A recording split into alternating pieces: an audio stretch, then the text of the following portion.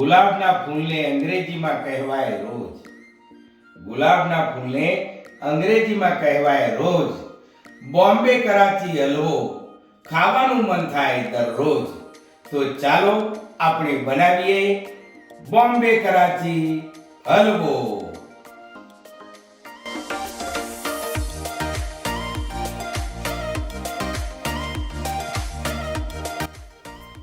સામગ્રીમાં સૌપ્રથમ આપણે લઈશું 100 ગ્રામ મકાઈનો લોટ, 300 ગ્રામ ખાંડ, 1 વાટકી ઘી, મિક્સ ડ્રાયફ્રૂટ, ચપટી લીંબુના ફૂલ અને ફૂડ કલર.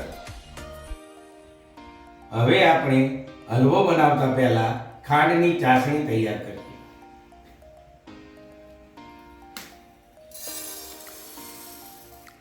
ત્રણસો ગ્રામ ખાંડ છે, એનાથી અડધું પાણી લેવાનું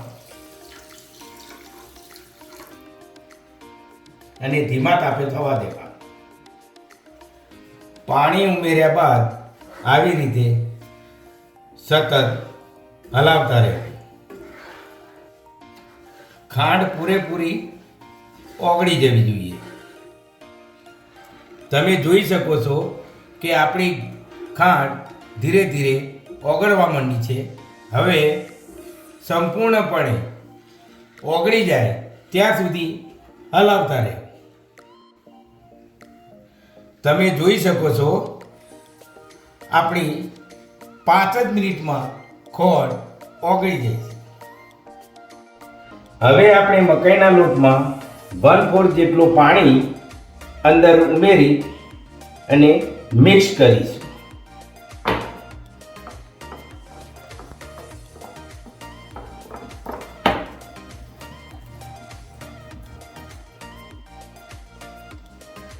તમે જોઈ શકો છો કે આવી રીતે મિક્સ કરી રાખવું અને એમાં ગઠ્ઠા ના રહી જાય.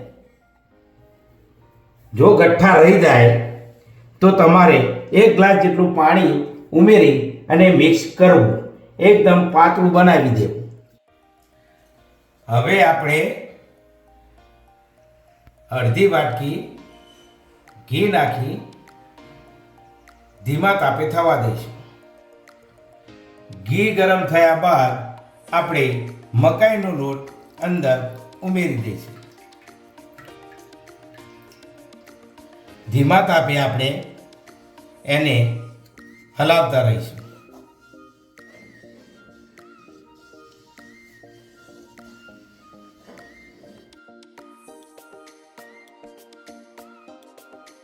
તમે જોઈ શકો છો કે મકાઈનો લોટ આવો ઘટ્ટ થવા માંડશે. તો એની અંદર 1 ચમચી આપણે ચાસણીવાળું પાણી રેડીશું અને મિક્સ કરતા રહીશું. આ હલવો બનાવવાની રીત થોડી અટપટી છે, પણ હું તમને જેમ બતાવું એમ તમે બનાવશો તો તમને સહેજ પણ તકલીફ નહીં પડે. તમે જોઈ શકો છો કે આપણો હલવો તૈયાર થઈ ગયો છે. તો એની અંદર થોડી મિનિટ પછી ખોળની ચાસણી અને ઘી ઉમેરતું રહો, જેથી તમારો માવો નીચે ચોંટી ના જાય. હવે વધેલી ખાંડની ચાસણી આપણે ઉમેરી દઈએ અને મિક્સ કરતા રહીએ. આપણો માવો એકદમ ઘટ્ટ થઈ ગયો છે. તો એમાં વધેલું ઘી ઉમેરી દઈશું અને બરાબર મિક્સ કરતા રહીએ. ઘી નાખ્યા પછી આપણો માવો ચોટશે નહીં અને હવા અંદર રહેલી નીકળી જશે.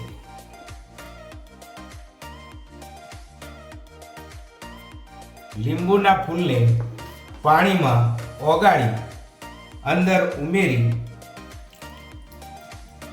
અને મિક્સ કરવાથી એનો સ્વાદ ઉભરી આવશે. તમે જોઈ શકો છો કે આપણું ઘી છૂટું પડવા માંડ્યું એટલે આપણો માવો તૈયાર થઈ ગયો છે. હવે એની અંદર આપણે ફૂડ કલર ઉમેરીશું.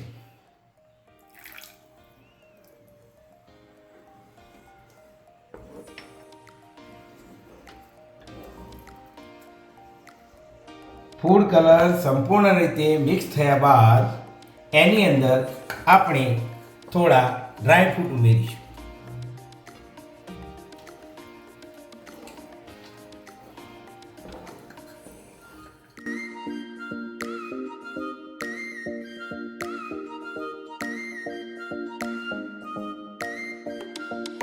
આ હલવો ધીમા તાપે તૈયાર થશે, પણ જો તેમાં તમે ઉતાવળ કરશો તો તમારો હલવો બરાબર થશે નહીં. પછી કહેતા નહીં કે અનિલભાઈ કીધું નહોતું. એટલે ઉતાવળ કરતા નહીં અને શાંતિથી હલવો બનાવવો. જો તમને ઘી ઓછું લાગે તો તમે ઉપરથી પણ થોડું નાખી શકો છો. ઉતાવળી આમાં પાકે નહીં અને 2 કલાક વગર હલવો તૈયાર થશે નહીં. ખાલી કહેવા ખાતર નથી કહેતો, પણ 2 કલાકથી ઊભો રહી અને સતત આવી રીતના હલાવતો રહું છું ત્યારે આ હલવો તૈયાર થાય છે. તમે જોઈ શકો છો કે આપણો માવો હાથમાં તોડતો નથી, એટલે આપણો હલવો તૈયાર થઈ ગયો છે. તૈયાર થઈ ગયો છે હલવો, તો આપણે એને થાળીમાં કાઢી લઈશું. હવે આપણે થાળીની અંદર થોડું ઘી લગાવી અને ડ્રાયફ્રૂટ પાથરી દઈએ.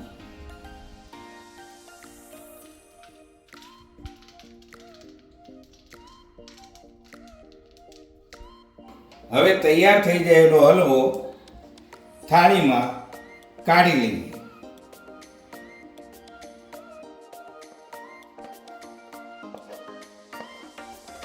થાળીમાં કાઢી લીધા પછી એને આવી રીતના ફેલાવી દઈએ.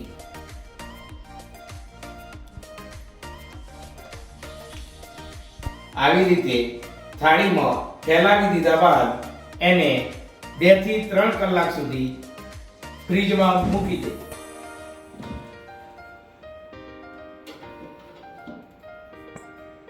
બે થી 3 કલાક થઈ ગયા. હવે એને બીજા વાસણમાં આપણે લઈ લઈશું.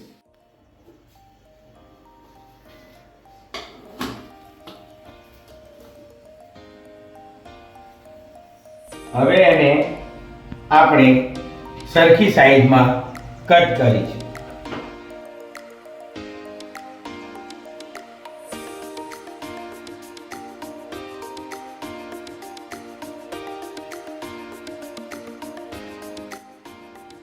ગુલાબની છે સુગંધ, એ હવામાં બહુ લહેરાય. તૈયાર છે બોમ્બે કરાચી હલવો, એને માણવાનું મન થાય. સ્વાદ માણવો હોય તો આવી જાઓ ડેડીઝ કિચનમાં. જો તમને આ મારો વિડીયો પસંદ આવ્યો હોય તો પ્લીઝ લાઈક કરો, શેર કરો અને સબસ્ક્રાઈબ કરો.